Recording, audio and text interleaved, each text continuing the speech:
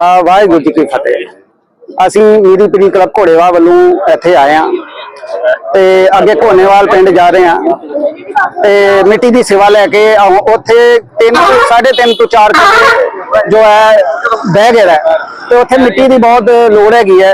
ਅਸੀਂ ਤੇ ਸਾਰੇ ਪੂਰੇ ਪੰਜਾਬ ਨੂੰ ਅਪੀਲ ਕਰਾਂਗੇ ਕਿ ਵੱਧ ਤੋਂ ਵੱਧ ਆਓ ਘੋਨੇਵਾਲ ਪਿੰਡ ਵਾਲੇ ਪਾਸੇ, ਬਾਕੀ ਜਿੱਥੇ ਵੀ ਤੁਸੀਂ ਆਪਣੀ ਸੇਵਾ ਕਰ ਸਕਦੇ ਹੋ ਉੱਥੇ जाओ ਤੇ ਮਿੱਟੀ ਦੀ ਸੇਵਾ अपनी जरूर करो, क्योंकि सरकारां ने उस पासे आना नहीं है, सानू खुद ही चलना पैना है। असी चलांगे तो सरकार भी साडे पिछे पिछे चल पेगी, पहला सानू खड़ा होना पेगा। तो मेरे सारे वीरां नू अपील हैगी है कि सारे वध तों वध आओ ते सरकार नू करके दिखाओ कि तुहानू दी सानू लोड़ है नहीं है, असी खुद भी यह काम कर सकते हैं। ते मेरे वीरां नू फिर तो अपील है जी, वध तों वध करके आओ। वाहिगुरू जी का खालसा, वाहिगुरू जी की फतेह।